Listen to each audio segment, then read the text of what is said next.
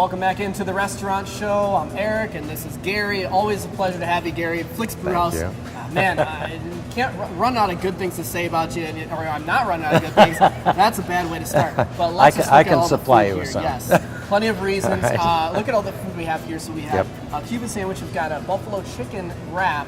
And I'm a big fan of Cuban sandwiches. Anytime I am somewhere that's got a buffalo chicken wrap, or for that matter, a Cuban sandwich on their menu, I'm always getting the Cuban. So tell us about the Cuban and what makes this so great. While you're doing that, I'm going to taste test this and make sure it's at the top. I think that's a good point. All right, so our Cuban sandwich, basically we really put a lot of quality detail into it.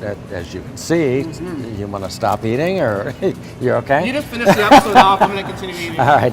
Anyway, so basically we use a ciabatta bread, and then we have the two traditional pork items. You got we have some sweetness in there. I love that. The sweetness comes from our mojo sauce. Really, we make a sauce that has orange juice and all of the ingredients, a little spicy and that sort of thing, but our mojo sauce, or mojo, depending on whether you're PC or not, whatever, really makes the sandwich. And then of course you have to have that kind of bitter note, from the yellow mustard that's on there. So it's a ciabatta, it's a pork loin that we also marinate in that mojo sauce, ham, Swiss cheese, traditional, and then the pickle slices that go in, and they're nice and thin, so they go throughout the sandwich, so you get every element in every bite. The pickle and the mustard are my two factors for making a really good Gotta Cuban do sandwich, it. and that looks really good. Yeah. And you got awesome fries here, so I'm going to get those. They're always crispy. Yep. There you go. I didn't hear the crunch, but I'm sure it's there. Good. We got it. All right. So now that I've sampled the fries, let's move on to our other dish here. All right.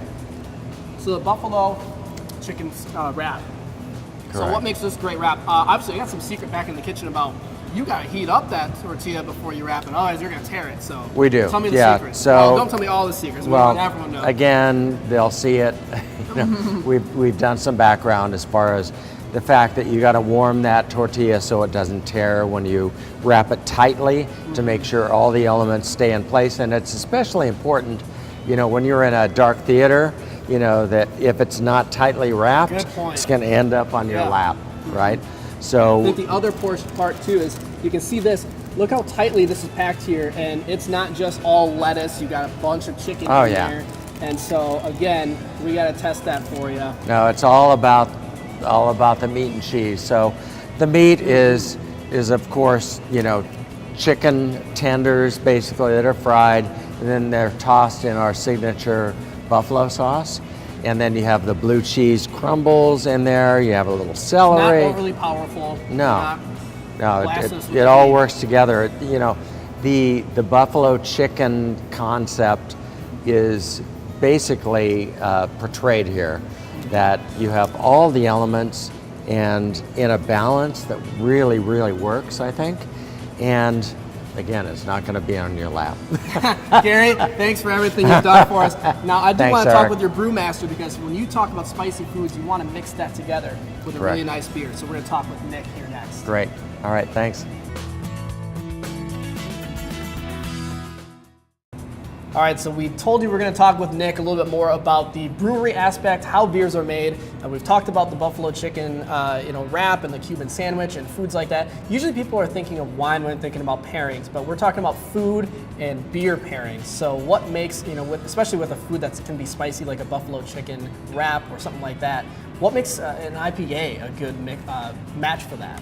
So an IPA is bitter, has a lot of citrusy flavors, aromas, and those kind of cut through the spice. Usually an IPA is what you want to pair with something spicy, because it can hold up and compete against the spiciness of that food.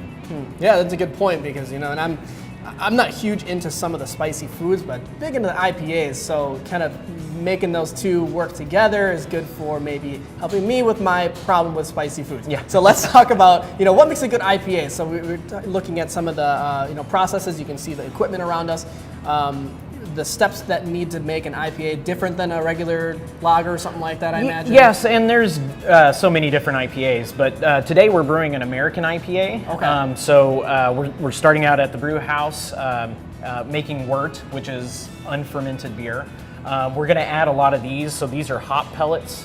Oh, that's very different looking. Yeah, so they start out as a flour, but we actually have them processed. So this is a lot easier for us to add to the Okay, I was boil. wondering what the thought behind doing that as opposed to having just the hops as a whole, like sort of regular raw product. You can do that too. You can throw whole hops in, but it's a lot easier to get clear beer afterwards when you have hop pellets. So we're going to add a lot of these to the boil.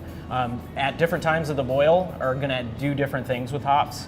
When you add them in at the beginning, you're going to get bitterness, and then when you add them towards the end, you're going to get flavor and aroma from the hops.